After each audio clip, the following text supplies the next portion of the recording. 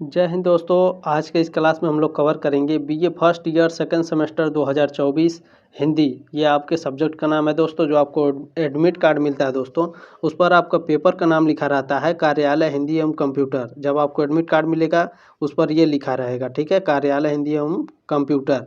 दोस्तों इसमें मैं आपको बता दूं, ये क्लास 1 है, ठीक है, ये क्लास 1 है। क्लास तो स्टार्ट हो चुके हैं दोस्तों। सिलेबस भी मैंने बता दिया है, डिस्क्रिप्शन बॉक्स में लिंक है, वहाँ से जा करके आप अपना सिलेबस भी देख सकते हैं, ठीक है। देखिए इसमें top 25 most important objective question answer है जो हर साल पूछता है दोस्तों, ठीक है। 2023 में भी पूछा था, 2024 में भी आपका हर साल पूछेगा। ये टॉप 25 क्वेश्चन हर साल पूछे जाते हैं, ठीक है। तो चलिए स्टार्ट करते हैं दोस्तों, देखते हैं कौन कौन से क्वेश्चन हर साल पूछे जाते हैं। देखिए पहला प्रश्न है आपका दोस्तों इसमें, वर्ष 1956 में गठित प्रथम राजभाषा आयोग के अध्यक्ष कौन थे। दोस्तों ये हर साल प्रश्न पूछता है, ठीक है, ये गारंटी है, 100% ये प्रश्न आएगा, ठीक है। तो बीजी खेर है दोस्तों, ठीक है। 1956 में गठित प्रथम राजभाषा आयोग के अध्यक्ष बीजी खेर हैं, ठीक है। आपके एग्जाम में पूछेगा कि राजभाषा आयोग की स्थापना कब हुई थी, तो 1956 में हुई थी दोस्तों, ठीक है। चलिए अगला प्रश्न देखते हैं। दूसरा प्रश्न क्या है, हिंदी को राजभाषा बनाए जाने का प्रस्ताव कब पारित हुआ। तो दोस्तों यह पारित हुआ था अगस्त 1946 में, ठीक है। हिंदी को राजभाषा बनाए जाने का प्रस्ताव जो है अगस्त 1946 में पारित हुआ। चलिए तीसरा प्रश्न देखते हैं, आपको क्या पूछा है, निम्नलिखित में से कौन कार्यालयी प्रारूप नहीं है। सरकारी पत्र भी है दोस्तों, कार्यालय आदेश भी है, अनुस्मारक पत्र भी है दोस्तों, इसमें आवेदन पत्र नहीं है, ठीक है। क्या है, निम्नलिखित में से कौन कार्यालयी प्रारूप नहीं है। आवेदन पत्र दोस्तों कार्यालयी प्रारूप नहीं है, ठीक है। बाकी इसे याद रखिए, सरकारी पत्र, कार्यालय आदेश और अनुस्मारक पत्र ये सभी क्या है, कार्यालयी प्रारूप हैं, ठीक है। चलिए उम्मीद है साथियों आपको समझ में आ रही होगी। देखिए मैं आपको एक जिम्मेदारी दे रहा हूँ, इस क्लास को शेयर ज़रूर कर दीजिएगा, ठीक है। और आपसे रिक्वेस्ट भी है, ये आपकी जिम्मेदारी भी है, इस क्लास को व्हाट्सएप पर टेलीग्राम पर ज़रूर शेयर कर दीजिएगा अपने दोस्तों के साथ। चौथा प्रश्न है, नोटिस का हिंदीकृत रूप है, यानी दोस्तों नोटिस को हिंदी में क्या कहते हैं। देखिए इसी प्रकार से प्रश्न पूछे जाएंगे, ठीक है। नोटिस को हिंदी में दोस्तों सूचना कहते हैं, ठीक है। ऑप्शन नंबर ए करेक्ट है आपका। चलिए पांचवा प्रश्न देखेंगे, आपका क्या है, राजश्री टंडन किस राजभाषा हेतु समर्थन कर रहे थे। तो यह हिंदी का समर्थन कर रहे थे दोस्तों, ठीक है। राजश्री टंडन किस राजभाषा के समर्थन हेतु कर रहे थे दोस्तों, किसका समर्थन कर रहे थे, राजश्री टंडन जी तो हिंदी का समर्थन कर रहे थे, ठीक है। चलिए अगला प्रश्न देखेंगे, छठवां नंबर प्रश्न क्या है, राजभाषा अधिनियम कब लागू किया गया। वेरी वेरी मोस्ट इंपॉर्टेंट है, ये प्रश्न आएगा 2024 में, ठीक है। तो राजभाषा अधिनियम दोस्तों वर्ष 1976 में लागू किया गया था।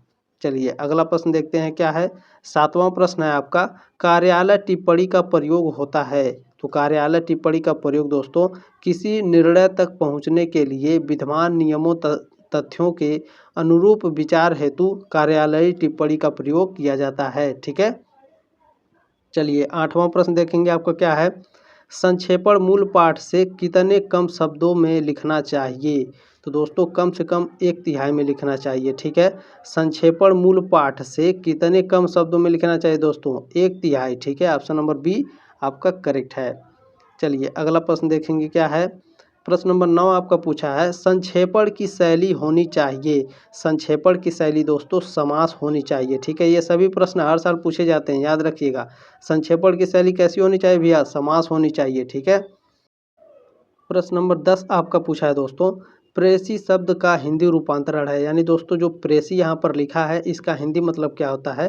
तो प्रेसी का मतलब होता है संक्षेपण, यानी छोटे शब्दों में, ठीक है, छोटे शब्दों में विस्तार पूर्वक बातें करना, ये प्रेसी शब्द का हिंदी रूपांतरण होता है संक्षेपण। चलिए 11वां प्रश्न देखेंगे, आपको क्या पूछा है, सरकारी कामकाज की भाषा जो संविधान द्वारा स्वीकृत है। तो दोस्तों यह राजभाषा में स्वीकृत है, ठीक है। जो सरकारी कामकाज की भाषा है दोस्तों संविधान द्वारा जो स्वीकृत है, राजभाषा के रूप में स्वीकृत है, ठीक है। 11 का ऑप्शन नंबर सी करेक्ट है आपका। 12 नंबर प्रश्न देखेंगे, आपको क्या पूछा है, हिंदी दिवस किस दिन मनाया जाता है। वेरी वेरी मोस्ट इंपॉर्टेंट है, हर साल ये पूछता है दोस्तों, याद रखिएगा। हिंदी दिवस 14 सितंबर को मनाया जाता है। ऑप्शन नंबर बी करेक्ट है आपका। प्रश्न नंबर 13 देखेंगे, आपका क्या पूछा है, भारतीय संविधान की 8वीं अनुसूची में शामिल भाषाओं की कितनी संख्या है। तो दोस्तों प्रेजेंट टाइम में जो भारतीय संविधान के 8वीं अनुसूची में शामिल भाषाओं की संख्या है कुल 22 भाषाएं हैं। ठीक है, ऑप्शन नंबर डी करेक्ट है। ये भी हर साल पूछता है दोस्तों। अगला प्रश्न देखेंगे 14 नंबर प्रश्न क्या है, इसमें मैं थोड़ा चेंज करने वाला हूँ, आप लोग थोड़ा मैनेज करिएगा, 1 सेकंड रुक जाइएगा। चलिए, अनुच्छेद 345, 346 और 347 में किससे संबंधित प्रावधान है? तो दोस्तों इसमें प्रादेशिक भाषा से संबंधित प्रावधान है। ठीक है, अनुच्छेद 345, 346 और 347 प्रादेशिक भाषा से संबंधित प्रावधान है। अगला प्रश्न देखेंगे 15 नंबर क्या है, पारिभाषिक शब्दावली किसे कहते हैं? पारिभाषिक शब्दावली दोस्तों पारिभाषिक शब्दों के संग्रह को कहते हैं। ऑप्शन नंबर बी करेक्ट है आपका। प्रश्न नंबर 16 देखेंगे आपका क्या है, प्रतिवेदन लेखन में किस पुरुष का उपयोग किया जाता है? प्रतिवेदन लेखन में अन्य पुरुष का उपयोग किया जाता है। ठीक है, उत्तम पुरुष, यहाँ उत्तर नहीं होगा उत्तम होगा। ठीक है, उत्तम पुरुष, मध्य पुरुष या सभी, ये नहीं होगा, केवल ये होगा। ठीक है, जो प्रतिवेदन लेखन होता है दोस्तों इसमें अन्य पुरुष का उपयोग किया जाता है। 17 नंबर प्रश्न देखेंगे आपको क्या है, कंप्यूटर क्या है? तो आप सभी लोग जानते हैं कंप्यूटर एक इलेक्ट्रॉनिक मशीन है, यह भी हर साल पूछता है। अगला प्रश्न देखेंगे 18 नंबर क्या है, चार्ल्स बैबेज कौन है? तो आप सभी लोग जानते हैं इनको फादर ऑफ कंप्यूटर। ठीक है, कंप्यूटर का जनक बोला जाता है चार्ल्स बैबेज को। अगला प्रश्न देखेंगे दोस्तों 19 नंबर प्रश्न क्या है, पहला कंप्यूटर किसे माना जाता है? पहला कंप्यूटर अबेकस को माना जाता है। ऑप्शन नंबर ए करेक्ट है आपका। चलिए 20 नंबर प्रश्न देखेंगे आपको क्या है, हार्डवेयर और सॉफ्टवेयर किसके भाग हैं? तो आप सभी लोग जानते हैं हार्डवेयर और सॉफ्टवेयर दोस्तों कंप्यूटर के भाग हैं। ऑप्शन नंबर ए करेक्ट है आपका। प्रश्न नंबर 21 बहुत ही महत्वपूर्ण है दोस्तों, कम्युनिकेशंस के लिए सबसे उपयुक्त शब्द कौन सा है? तो कम्युनिकेशंस के लिए सबसे उपयुक्त शब्द होता है संसूचना। ऑप्शन नंबर डी करेक्ट है आपका।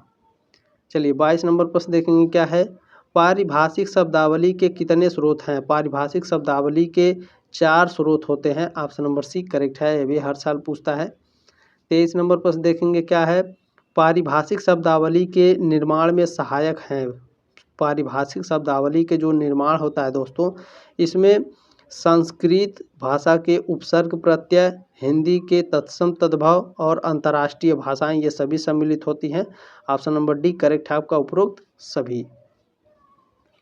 चलिए 24 नंबर प्रश्न देखेंगे क्या है, डॉक्यूमेंट को हिंदी में क्या कहेंगे?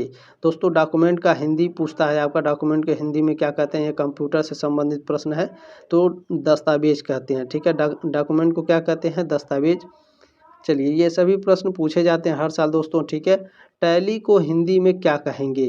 टैली को हिंदी में दोस्तों मिलान करना कहते हैं। ठीक है, टैली को हिंदी में क्या कहते हैं भैया? मिलान करना। ऑप्शन नंबर बी करेक्ट है आपका। उम्मीद है साथियों आपको क्लास अच्छा लगा होगा, इस क्लास को शेयर करेंगे, ये आपकी जिम्मेदारी है और आपसे रिक्वेस्ट भी है दोस्तों, एक लाइक ज़रूर कीजिएगा, सब्सक्राइब कर लीजिएगा दोस्तों। आप हमारे साथ तैयारी करना चाहते हैं तो मिलते हैं नेक्स्ट क्लास में, तब तक ले जय हिंद, वंदे मातरम।